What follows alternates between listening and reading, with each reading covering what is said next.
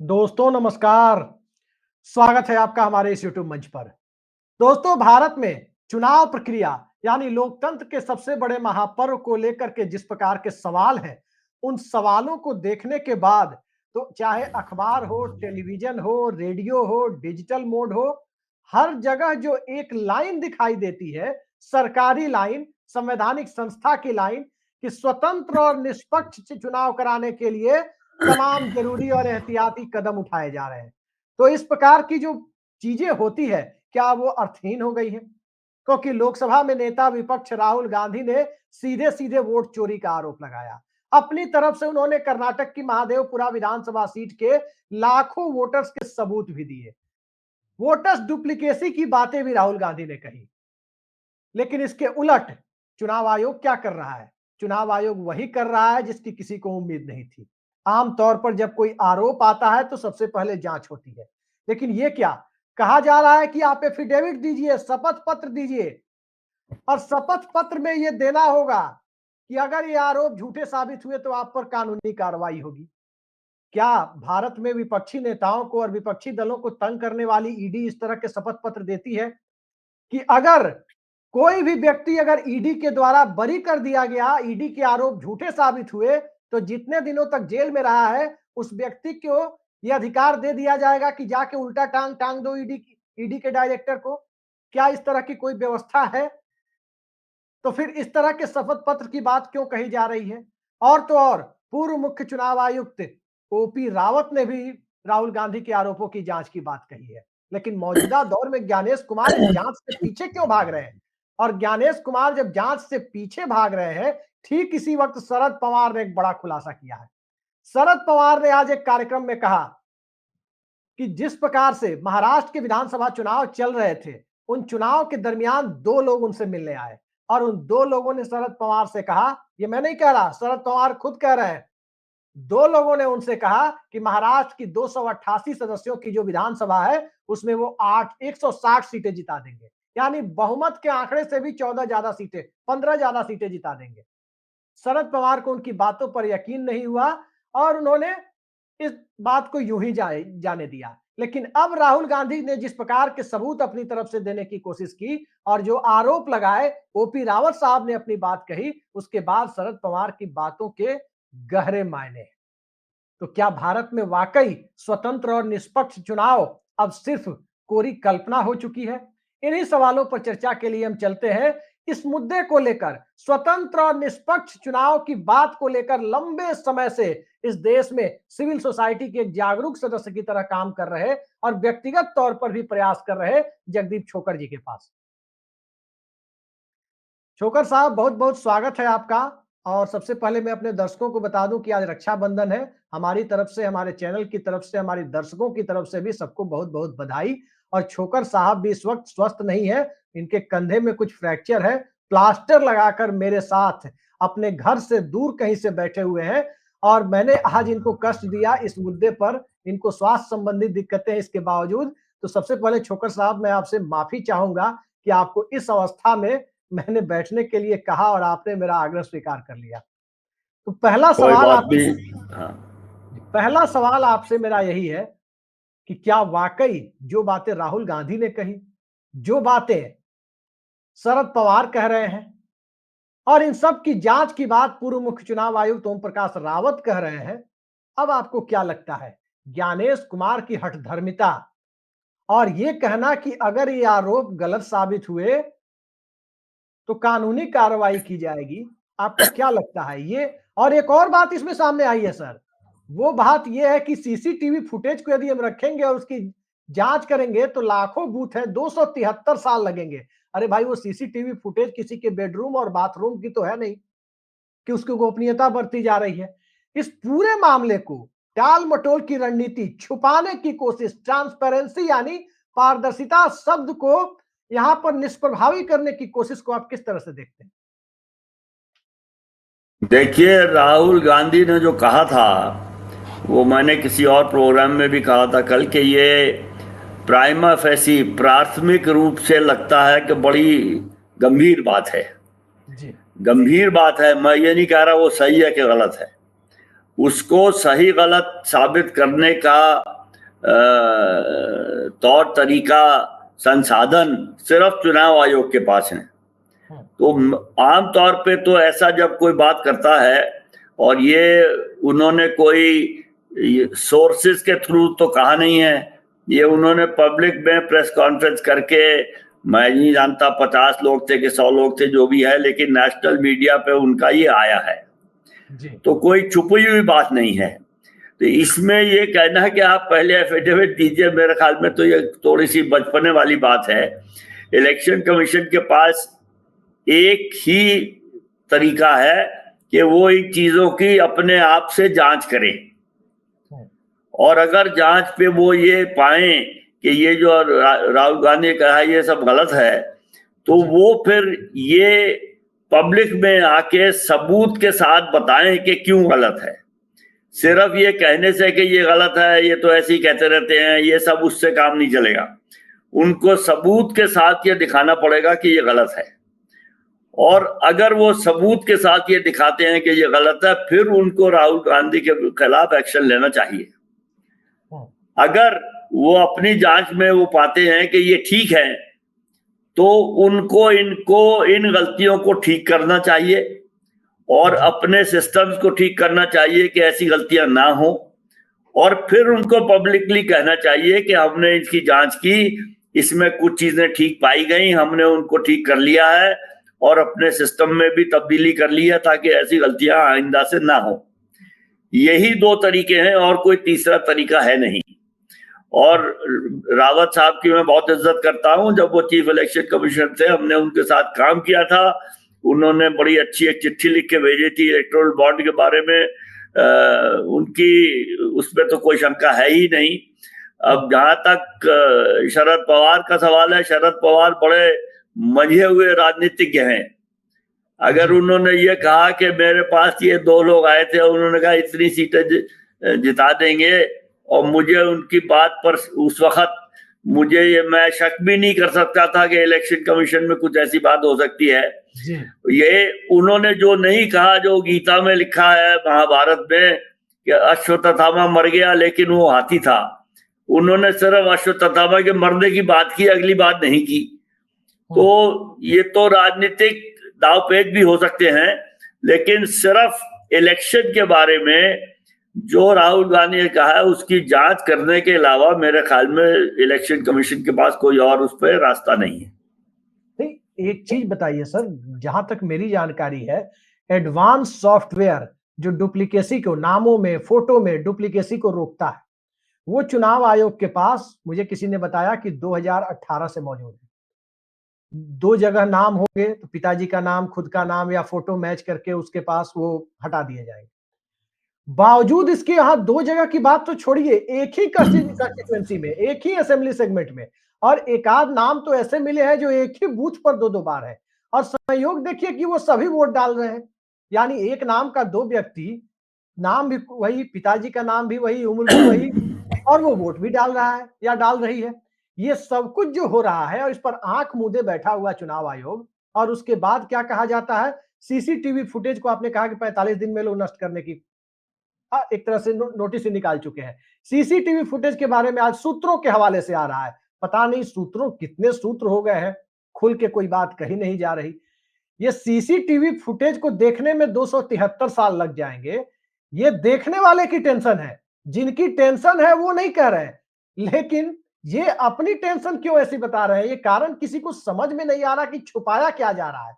वही काम गलत है जो छुपाया जा रहा है, इसका मतलब कि कुछ गलत हो रहा है। देखिए, ये बात पहले, इनसे जो पहले मुख्य चुनाव आयुक्त थे राजीव कुमार, उन्होंने कहा था।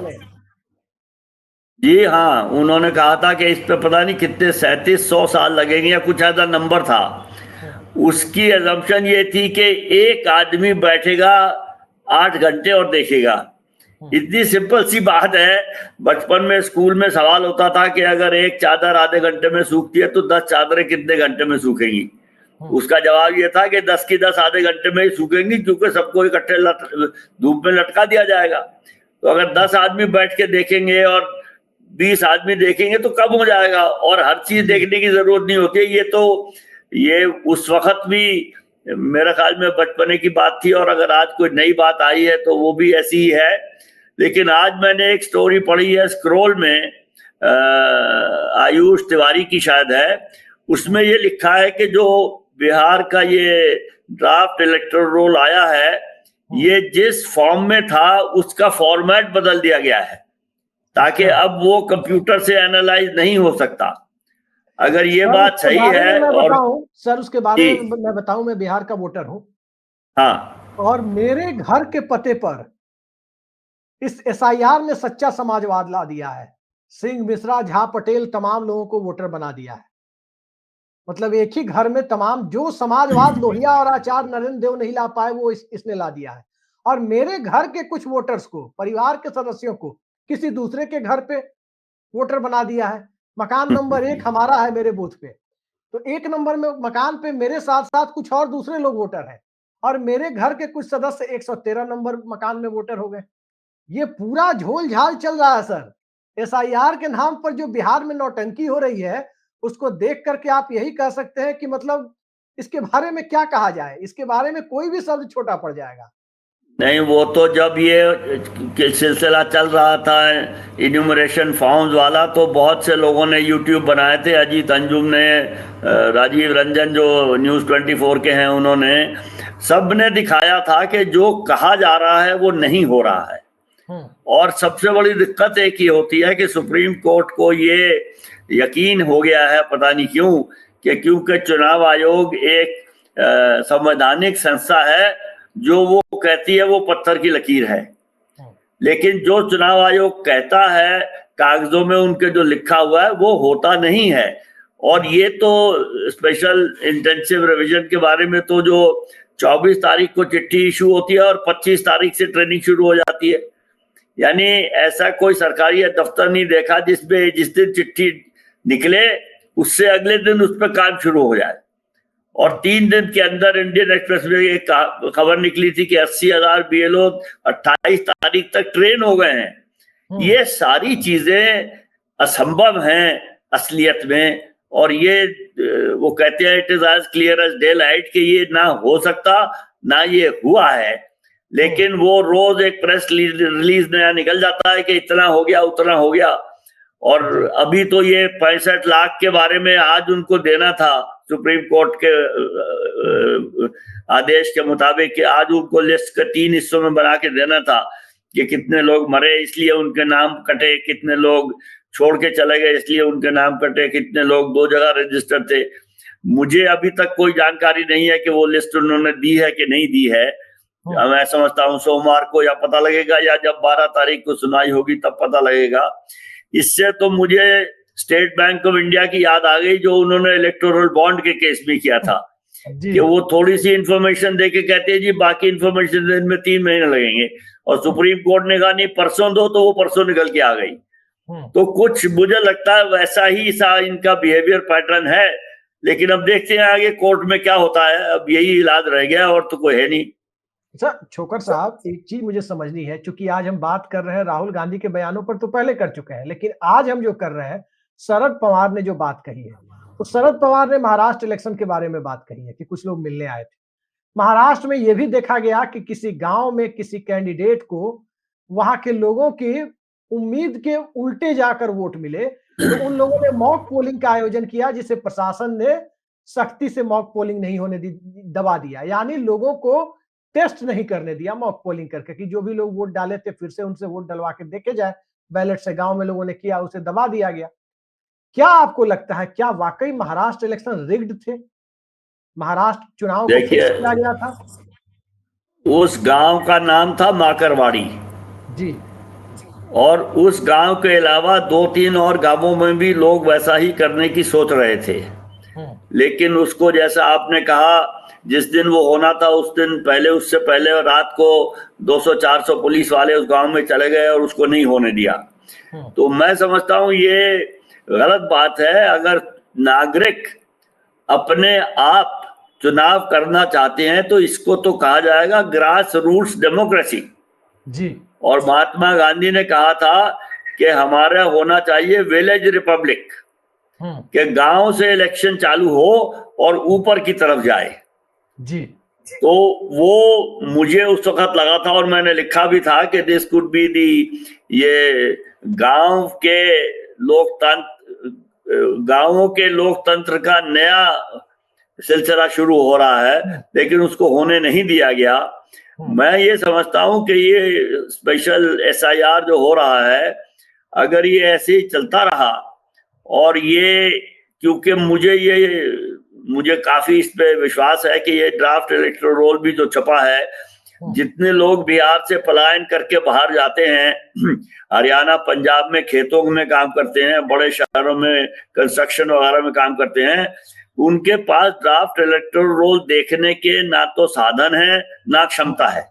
वो इसको नहीं देखेंगे, इसीलिए कोई कंप्लेंट और ऑब्जेक्शन भी नहीं आएगी।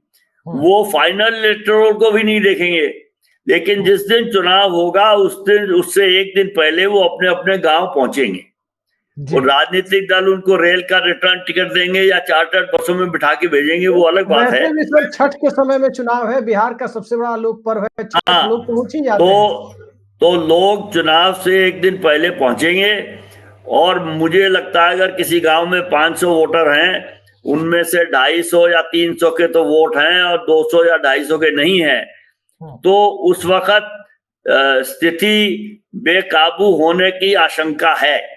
मेरा सवाल ये है सर, मेरा सवाल दरअसल ये था, आपको क्या लगता है, क्योंकि आपने इस इंडिया में जब भी स्वतंत्र निष्पक्ष चुनाव के लिए एक इंडिपेंडेंट लोगों के द्वारा, सिविल सोसाइटी के द्वारा उसके लिए जो प्रयास किया गया, भगीरथ प्रयास किया गया, जैसे ही इस तरह की बातें होती है तो पहला नाम जो सामने आता है लोगों के जेहन में, वो जगदीप छोकर का नाम, यानी आपका नाम सामने आता है। तो हम आपसे पूछ रहे हैं, आप मुंबई में मौजूद हैं, आप महाराष्ट्र के चुनाव को देख रहे थे, क्या महाराष्ट्र का इलेक्शन रिग्ड था या नहीं? देखिए, मैं इसको पूरी तरह से नहीं कह सकता, लेकिन महाराष्ट्र और हरियाणा और लोकसभा 2024 इन तीनों चुनावों के नतीजों पे सवाल उठे हैं, जिनके जवाब चुनाव आयोग से नहीं मिले हैं। लोकसभा में 543 में से सिर्फ 5 क्षेत्र ऐसे थे जिनमें ईवीएम में जो वोट डले और जो ईवीएम के वोट गिने गए वो बराबर थे। 538 में ये गलत था। 99.9% में हमने वो डेटा इलेक्शन कमीशन को दिया, प्रेस कॉन्फ्रेंस की, उसका आज तक जवाब नहीं आया है। तो चुनावों पर शंका है, लेकिन 100% ये कहना कि वो रिग हुए या चोरी हुए, वो इसलिए नहीं कहा जा सकता क्योंकि जो चुनाव का अंदरूनी मामला है वो उसको हमें मिलता नहीं है, एक्सेस नहीं है। तो हम सर्कमस्टेंशियल एविडेंस पे ही हम कह सकते हैं कि कुछ गड़बड़ है। एग्जैक्टली क्या गड़बड़ है, वो गड़बड़ कैसे हुई, वो तो अगर पूरी सूचना मिलेगी तो फिर उसमें से निकाला जाएगा जी। अब ये 65 लाख का भी यही तो किस्सा है कि सुप्रीम कोर्ट ने हमें कहा कि आप 15 लोग ऐसे लाइए जिनके नाम काट दिए गए हैं इस वजह से कि वो मर गए हैं लेकिन वो जिंदा हैं जी। तो हमें अगर पता लगेगा कि भाई कितने लोग हैं और कौन लोग हैं जिनके नाम इस वजह से कटे हैं, तभी तो हम ढूंढेंगे उनमें से कितने जिंदा है। तो इलेक्शन कमीशन इनकम्प्लीट इंफॉर्मेशन देता है और कहता जी हमने दे दी, जैसे स्टेट बैंक की मैंने आपको उदाहरण दिया। तो अब ये धीरे धीरे बात बढ़ रही है, देखिए कहां तक जाती है। एक समय तो आएगा कि उनको खुल के ये बताना पड़ेगा और ये सारी चीजें बाहर निकलेंगी, ये वक्त की बात है। नहीं, वक्त की बात तो आप कह रहे, देखिए एसआईआर की बात है, महाराष्ट्र हरियाणा चुनाव की बात है, राहुल गांधी के खुलासे की बात है। एक महत्वपूर्ण सवाल इसमें और उठता है, जो ई रोल आता है वोटर लिस्ट, उसमें फोटो नहीं होती है। ये फोटो क्यों छिपाया जाता है, ये मुझे समझ में नहीं आता, क्योंकि उसको तो फोटो मतलब धांधली करने का स्कोप वहीं छोड़ा जाता है क्या? देखिए, धांधली करने का स्कोप कई जगह छोड़ा जाता है, उनमें से कुछ हम लोग पकड़ पाते हैं, कुछ हम लोग नहीं पकड़ पाते और धीरे धीरे फिर हर जगह नई चीजें पकड़ में आती हैं। और वो नई चीजें करते रहते हैं। तो ये तो ऐसे चलेगा जब तक चुनाव आयोग जैसा आज से 7-8-10 साल पहले हुआ करता था कि वो देश के नागरिकों के लिए काम करता था। जी। अब वो किसके लिए काम कर रहा है ये मैं कहना नहीं चाहता, लेकिन देश के नागरिकों को इलेक्शन कमीशन का कर्तव्य ये है कि वो नागरिकों को अपने मताधिकार को क्रियान्वित करने में मदद करे। जी। वो उसका उल्टा कर रहा है। पहले इलेक्शन कमीशन ने एक डिवीजन बनाया था SVEEP, SVEEP, systematic voter education and empowerment programme. वो लोगों को बताते थे कि आपके क्या अधिकार हैं और आप ये करिए वो करिए। अब वो उसका नाम ही नहीं सुनने में आता है। अब लोगों के अधिकार इलेक्शन कमीशन सीमित कर रहा है। इलेक्शन कमीशन अपने आप को एनफोर्समेंट एजेंसी समझने लगा है। वो एक सर्विस ऑर्गेनाइजेशन है, उसको वोटर्स की मदद करनी चाहिए कि वो कैसे अपना वोट सरलता से डाल सके, ना कि उसके रास्ते में रोड़े अटकाने चाहिए। तो ये कोई फंडामेंटल गलतफहमी शायद है, इसको भी दूर करना पड़ेगा। नहीं, एक बड़ी चीज जो समझ में नहीं आती है सर, वो ये है कि जब सवाल इलेक्शन कमीशन पर उठते हैं तो इलेक्शन कमीशन तो सूत्रों के हवाले से बात करता है या फिर ट्विटर पर, एक्स पर लिख देगा मिसलीडिंग, किसी क्लेम की फोटो लगा के, राहुल गांधी की या किसी की, अजीत अंजुम की, किसी की भी। लेकिन उसके बचाव में, चुनाव आयोग के बचाव में बीजेपी के प्रवक्ता आकर खड़े हो जाते हैं। मतलब ये हमें समझ में नहीं आया, जबकि आप लोगों ने देखा है जब टीएन सेशन के ऊपर लालू यादव कुछ बोल रहे थे तब नरसिम्हा राव की सरकार थी। कहां कांग्रेस के कोई प्रवक्ता जाकर के टीएन सेशन के पक्ष में बोलते थे, या कहां बीजेपी का कोई प्रवक्ता जाकर के टीएन सेशन के पक्ष में बोलता था। ये एक नई रवायत है कि आप अगर किसी संवैधानिक संस्था या किसी पर भी सवाल उठा रहे हैं, चाहे वो ईडी हो, जांच एजेंसी, चाहे वो सीबीआई हो, चाहे वो जगदीप धनखड़ के ऊपर अविश्वास प्रस्ताव लाने की बात हुई, सवाल यह है कि अब तो संवैधानिक संस्था चुनाव आयोग की बात आ गई, सीधे सीधे सत्ताधारी दल खड़ा हो जाता है पक्ष में। अच्छा, इसी सत्ताधारी दल के सांसद निशिकांत दुबे चीफ जस्टिस संजीव खन्ना का नाम लेकर कई सारे आरोप लगा देते हैं जब वो चीफ जस्टिस। तो लोगों को यह समझ में नहीं आता कि यह रिश्ता क्या कहलाता है। आरोप किसी और पर, बीजेपी का नाम भी नहीं लिया जा रहा, किसी और पर आरोप, लेकिन बचाव करने कोई और आ रहा है।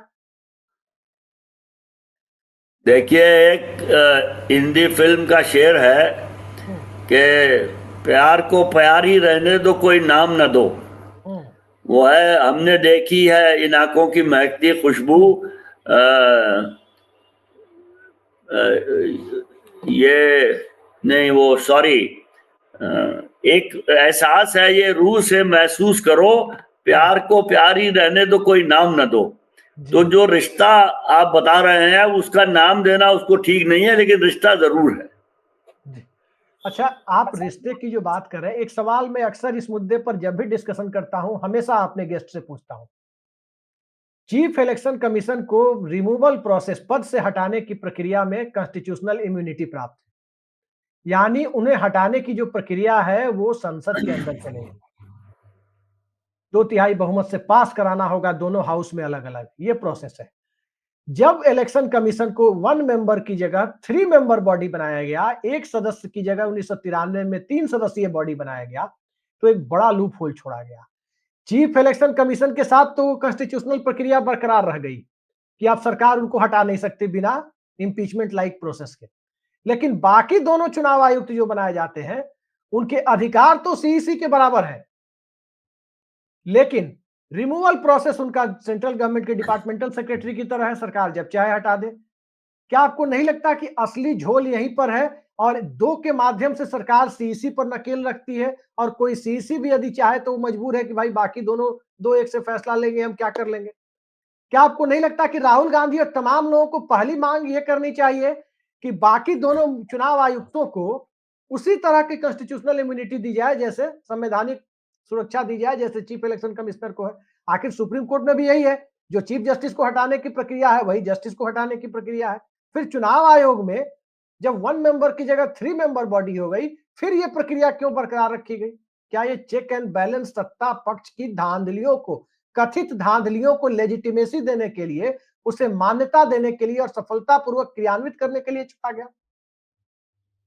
देखिए, इस लूप होल के बारे में हम लोग सुप्रीम कोर्ट गए थे जी उसी केस में जिसमें चुनाव आयुक्तों की और मुख्य चुनाव आयुक्त की नियुक्ति के बारे में जो केस था, जिसमें सुप्रीम कोर्ट ने कहा था कि प्रधानमंत्री विपक्ष के नेता और एक चीफ जस्टिस ऑफ इंडिया होने चाहिए। उसमें हमारी एक डिमांड ये भी थी कि बाकी 2 चुनाव आयुक्तों को वही दर्जा दिया जाए जो मुख्य चुनाव आयुक्त को है। वो सुप्रीम कोर्ट ने उस वक्त नहीं माना था।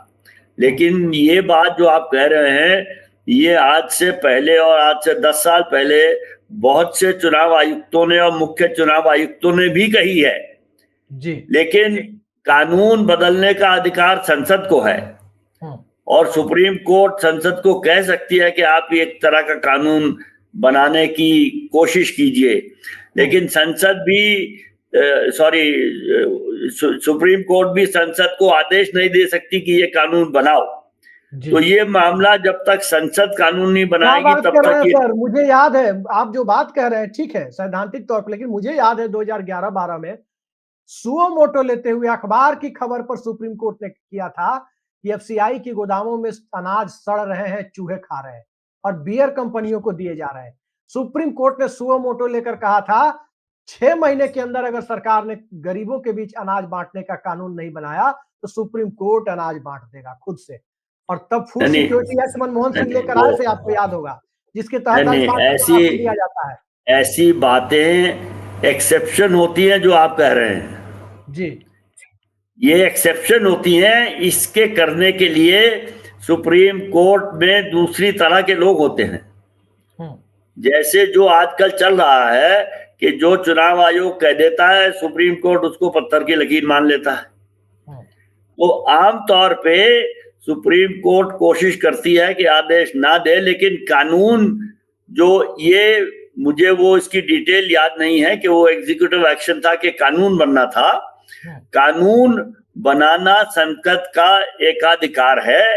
सुप्रीम कोर्ट ये है कि संसद कानून बनाए और वो आज संवैधानिक हो तो सुप्रीम कोर्ट उसको हटा सकती है। हमने भी 2002 में कानून हटवाया था, पार्लियामेंट ने यूनानिमसली बनाया था, सुप्रीम कोर्ट ने उसको नकारा कर दिया। इलेक्टोरल बॉन्ड का कानून भी सुप्रीम कोर्ट ने नकारा किया है। 2015 में संविधान संशोधन एक्ट एनजेएसी उसको सीधे सुप्रीम कोर्ट ने रिजेक्ट कर दिया। नहीं, ये बहुत मोमेंटस चीजें होती हैं, रोजमर्रा की बातें नहीं हैं जी। लेकिन ये जो आप बोल रहे हैं कि चुनाव आयुक्तों को वही हटाने का तरीका होना चाहिए, ये सुप्रीम कोर्ट ने नहीं माना। ये वो माने न माने हमने उनको समझाने की कोशिश की, उन्होंने कहा नहीं हम नहीं मानते, तो उनको जबरदस्ती तो नहीं कर सकते। नहीं, मेरे कहने का मतलब ये मुद्दा बहुत जरूरी है और होना चाहिए, लेकिन इसको करवाने का तरीका ढूंढना पड़ेगा। सर मेरे कहने का मतलब ये, थोड़ा इसको सवाल को आप टेक्निकलिटी को समझिए जो मैं कह रहा हूँ सीईसी और इलेक्शन कमीशन के रिमूवल प्रोसेस के बारे में। 1950 में सुप्रीम कोर्ट बना, तब सुप्रीम कोर्ट में 8 जज होते थे इंक्लूडिंग चीफ जस्टिस, शायद 5 या 8 होते थे, 8 ही होते थे जहां तक मुझे याद है, 7 जज और 1 चीफ जस्टिस। चीफ जस्टिस और जजों का रिमूवल प्रोसेस सेम रखा गया। अब वो 7-8 से बढ़कर 33 हो गए, 33 हो गए, तब भी प्रोसेस वही है। ऐसा नहीं है कि वो सिर्फ 7 के लिए ही लागू था। इसी तरह से 1993 के पहले मुख्य चुनाव आयुक्त नहीं कहते थे, चुनाव आयुक्त ही कहते थे। जब 1 से 3 हो गए तब मुख्य चुनाव आयुक्त। आप सही कह रहे हैं, मैं आपकी बात समझ रहा हूं। हम इसी को लेके सुप्रीम कोर्ट में गए थे भाई, उससे ज्यादा क्या करें जी। तो मैं आपकी बात समझ रहा हूं, लेकिन मैं ये कह रहा हूं कि इसको करवाने का तरीका ढूंढना पड़ेगा। जो नॉर्मल तरीका है उसने काम नहीं किया जी। मैं ये नहीं कह रहा हूं कि ये नहीं होना चाहिए, मैं कह रहा हूं होना चाहिए। सवाल ये है कि होना तो इस देश में हजारों चीजें चाहिए, करवाएं कैसे, उसको करेगा कौन जी, ये दिक्कत है जी। आखिरी सवाल पे आ रहे हैं सर। शरद पवार ने इंडिया गठबंधन की जो बैठक हुई उसके बाद आप देखिए राहुल गांधी के समर्थन में तमाम दल आ गए इंडिया गठबंधन के, यहां तक कि एनडीए के घटक दलों में भी चिंता है। चंद्रबाबू नायडू ने चिट्ठी लिखी थी बकायदा मुख्य चुनाव आयुक्त को और कहा था कि एसआईआर के प्रोसेस की स्क्रूटनी, उसकी ऑडिट होनी चाहिए किसके द्वारा? एक दूसरी संवैधानिक संस्था यानी कैग के द्वारा। ये अपने आप में चुनाव आयोग की निष्पक्षता पर इससे बड़ा सवाल नहीं हो सकता कि एक संवैधानिक संस्था की के कामों की ऑडिट एक दूसरी संवैधानिक संस्था करे। तो सरकार के सहयोगी दलों में भी बेचैनी है, जेडीयू के लोग बोल नहीं रहे, लेकिन नीतीश कुमार की पार्टी में भी बेचैनी है। आपको अब क्या लगता है, शरद पवार के बयान के बाद, राहुल गांधी के खुलासे के बाद, नायडू की चिट्ठी के बाद, देश के अंदर का जो माहौल है, सरकार उस माहौल के आगे दबेगी? ज्ञानेश कुमार कम से कम उस दबाव में निष्पक्षता की तरफ आगे बढ़ेंगे, या फिर ये मामला ऐसे ही धरा का धरा रह जाएगा? क्योंकि इंडिया गठबंधन में तो एक चर्चा ये भी है कि क्यों ना बिहार चुनाव का बायकॉट कर दिया जाए। देखिए, मैं राजनीतिक दलों के कामों पे टिप्पणी नहीं करता, क्योंकि ना मैं किसी राजनीतिक दल के खिलाफ हूं, ना किसी के फेवर में हूं जी। तो राजनीतिक लोग अपना अपना काम करते हैं, मैं उनसे सहमत नहीं हूं किसी से भी। और मुझे ये भी एतराज है कि चुनाव आयोग कहता है कि हमने ये सूचना राजनीतिक दलों को दे दी। भाई, हमारा राजनीतिक दलों से रिश्ता नहीं है। मैं पिछले 15 साल से नोटा को वोट दे रहा हूं, मैं किसी भी राजनीतिक दल से नहीं कुछ काम करता। तो सुप्रीम ये इलेक्शन कमीशन को भी नागरिकों को याद रखना चाहिए, और राजनीतिक दलों को हम जरूरत से ज्यादा इंपॉर्टेंस देते हैं, और हमें उनको इंपॉर्टेंस तब देनी चाहिए जब वो आंतरिक रूप से लोकतांत्रिक होंगे। जब तक वो आंतरिक रूप से लोकतांत्रिक नहीं है, मैं किसी राजनीतिक दल के बारे में ज्यादा समय अपना नहीं लगाता हूं, क्योंकि मुझे पता है कोई भी लोकतांत्रिक है ही नहीं। मेरा सवाल इतना भर है सर, मेरा सवाल इतना भर है, इस मुद्दे को लेकर यदि इंडिया गठबंधन के घटक दल कांग्रेस, आरजेडी वगैरह जो भी राजनीतिक दल है XYZ, अगर वो बिहार चुनाव का बायकॉट करते हैं, तो क्या लगता है ये देखिए, धब्बा नहीं होगा? बॉयकॉट करना एक बड़ा पेचीदा मुद्दा है। पहली बात तो आप कह रहे हैं कि इंडिया के सारे घटक बॉयकॉट करें, ये मुझे नहीं पता ये हो सकता है कि नहीं हो सकता, मुझे शक है। और अगर सारे भी करें तो जो दूसरे लोग हैं वो अपनी मर्जी के लोगों को खड़ा कर देंगे, कुछ हार जाएंगे, कुछ जीत जाएंगे। लेकिन राजनीतिक दलों को चुनाव आने से पहले जनता को जागरूक करना चाहिए कि चुनाव आयोग देश में लोकतांत्रिक प्रक्रिया को ठीक से नहीं चला रहा। उनको ये कहना चाहिए कि चुनाव आयोग देश में लोकतंत्र को नुकसान कर रहा है जी। अगर वो ये बात जनता को समझाएं तो मेरे ख्याल में उसका ज्यादा फायदा होगा। ये कहना कि लोग के चुनाव आयोग बीजेपी की मदद कर रहा है, ये कहने की कोई जरूरत नहीं है। अगर कर रहा है तो कर रहा है, लेकिन लोग चुनाव आयोग अपना काम ठीक से नहीं कर रहा। मैं एक नागरिक के तौर पे मेरा उतना ही इंटरेस्ट है कि लोग चुनाव आयोग अपना काम ठीक से करे, चुनाव की प्रक्रिया ठीक हो। जब वो ठीक होगी तो बाकी सब अपने आप ठीक हो जाएगा। तो राजनीतिक दल अपने जो इंडिविजुअल पार्टिजन संकीर्ण इंटरेस्ट हैं उनको देखते रहते हैं, देश की तरफ तो कोई भी नहीं देख रहा जी। एक इलेक्शन सवाल है सर मेरा, नहीं होता है, चुनावी होगी तो तब सब कुछ ठीक होगा। मेरा यही सवाल है सर, संक्षेप में आपसे चलते चलते इसका जवाब चाहेंगे। देखिए, आपको जब जियाउल हक की सरकार थी, जनरल जियाउल हक का मिलिट्री रूल था पाकिस्तान में, या मुशर्रफ का रूल था, तब भी वहां चुनाव होते थे, डमी सरकारें बनती थी। रॉबर्ट मुगाबे की सरकार थी जिम्बाब्वे में, तब भी चुनाव होते थे। अगर दुनिया में भारत के अंदर भी इस तरह की परिस्थितियां बने कि रॉबर्ट मुगाबे और जनरल मुशर्रफ की तरह नरेंद्र मोदी सरकार चुनाव करा रही है, तो ये क्या लोकतंत्र के लिए शुभ संकेत है? भैया मैं कह रहा हूं नहीं है जी, लेकिन चुनाव मोदी सरकार नहीं करवा रही, चुनाव आयोग करवा रहा है। मैं कह रहा हूं मुझे सरकार से कोई लेना देना है ही नहीं, मैं तो चुनाव आयोग से बात कर रहा हूं। नहीं, लेकिन जनता तो कह रही है कि गंगाधर ही शक्तिमान है। अब देखिए, जनता को भी समझने की जरूरत है। जनता राजनीतिक दलों के बहकावे में खूब आती है, और जनता में भी कोई सब लोग हम लोग सारे दूध के धुले नहीं हैं, लेकिन चुनावी प्रक्रिया पे फोकस करना चाहिए, ना कि इसको हराओ इसको जिताओ जी। चुनावी प्रक्रिया ठीक होगी तो उसका नतीजा भी ठीक होगा जी, ये मेरा कहना है। बिल्कुल आपने सही कहा कि चुनावी प्रक्रिया ठीक होगी तो उसका नतीजा भी ठीक होगा। लेकिन बस। सवाल यह है कि प्रक्रिया को ठीक कौन करेगा? तो प्रक्रिया को ठीक करने की ज़िम्मेदारी निश्चित तौर पर उसी आयोग के पास है, जिसका नेतृत्व अभी ज्ञानेश कुमार कर रहे हैं। एक दौर में टीएन शेषन या जेएम लिंगदोह किया करते थे। आज के जो उसको हालात हैं उसको जी, भी नागरिक ठीक करेंगे, हम और आप ठीक करेंगे।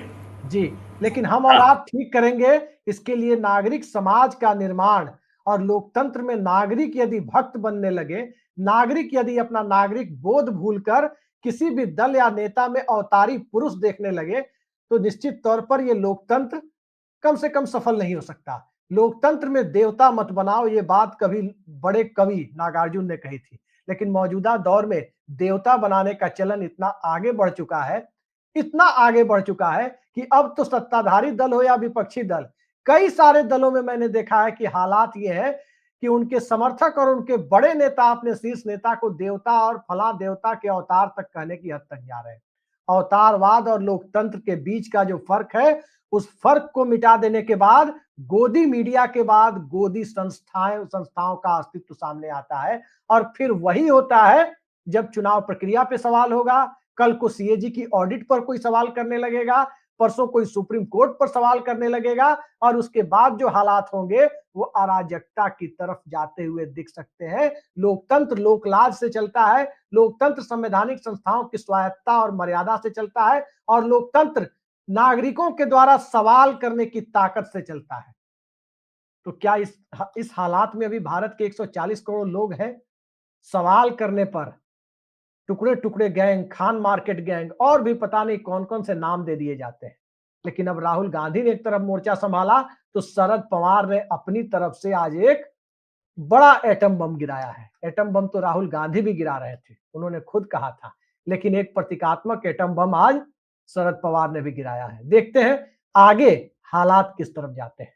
आज की इस बेहद सार्थक चर्चा में जुड़ने के लिए जगदीप छोकर साहब आपने समय निकाला, अपने स्वास्थ्य संबंधी दुश्वारियों के बीच आपने मुझे समय दिया, इसके लिए बहुत बहुत धन्यवाद। हम अपने दर्शकों की तरफ से तहे दिल से आपका धन्यवाद करते हैं। नमस्कार।